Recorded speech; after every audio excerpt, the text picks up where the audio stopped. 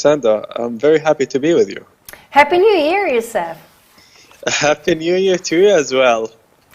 Youssef, I want to start, of course, with the oil price after what's going on between Iran and the United States. Do you think this sudden increase earlier today by 4%, so far by 3%, is going to be, how can I say, long-lasting, or this is just a momentarily reaction after the news?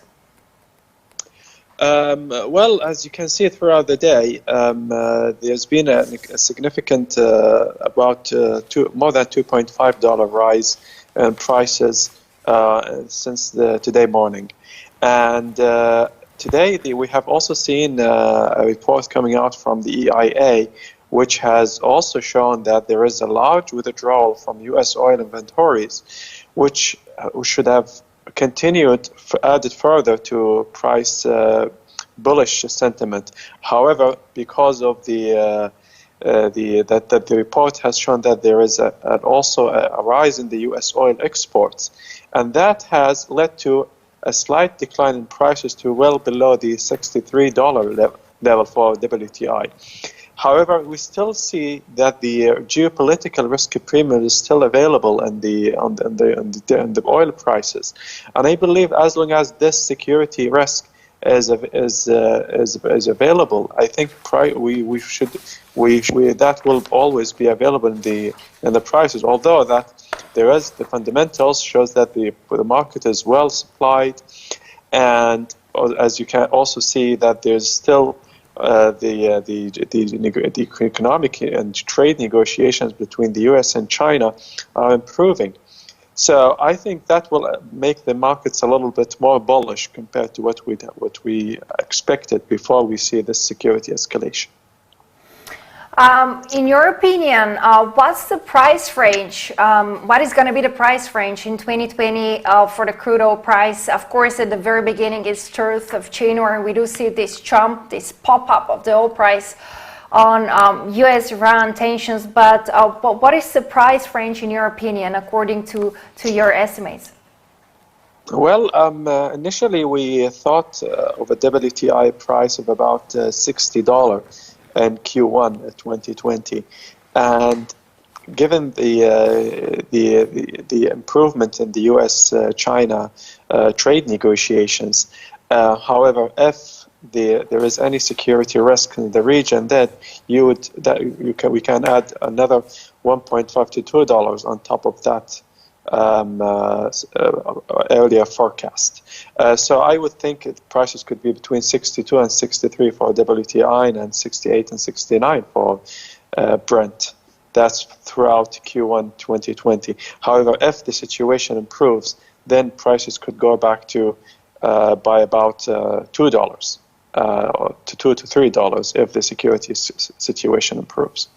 And that's talking only in Q1 2020, because there is a high uncertainty about extending the OPEC Plus agreement. And if that agreement gets extended towards the end of 2020, then that should continue to support prices throughout the year.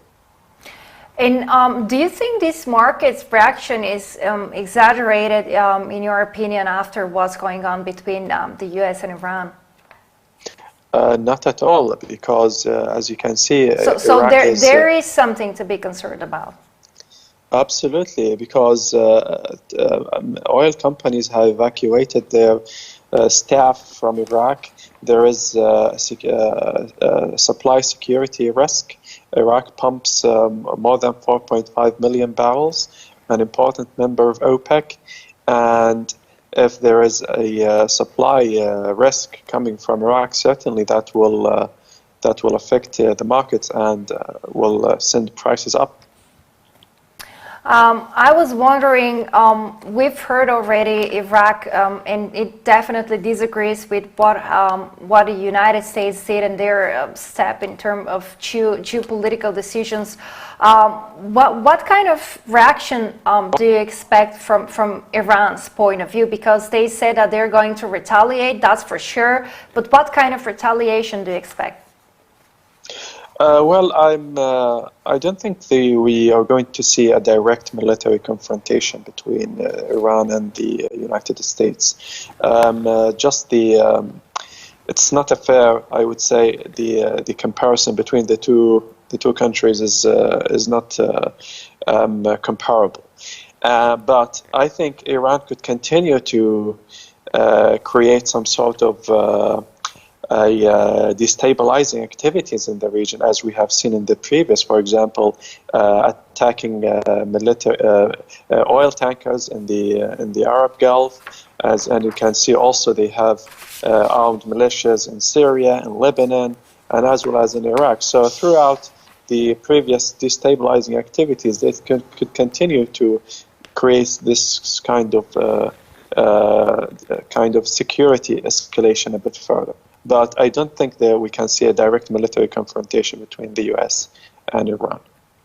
Well, certainly that's very important. On the other side, going back to the energy market, because it's a very interesting market. It's been a tough time for the energy stocks in 2019. Many investors and also traders are predicting a pretty positive 2020. But for instance, lots of investors are divesting their oil investments. Do you think this is a mistake this year? Oh, well, we have some problems with the line. Of course, we're going to try to re-establish the connection with Dr Alshammari. But first of all, let me show you where... Yes. Are you there? Yes, I can hear you. All right. I was wondering, a lot of investors are divesting their oil investments. Do you think this is a mistake this year?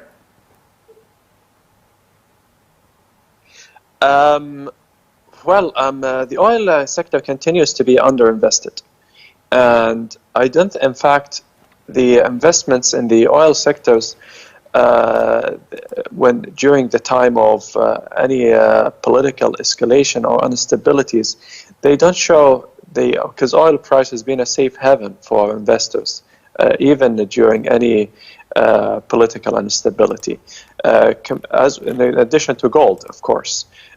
So I think the oil sector continues to be underinvested, and if that continues over the next years, then we can see an escalation of prices to a level that nobody would want, neither consumer nor producer.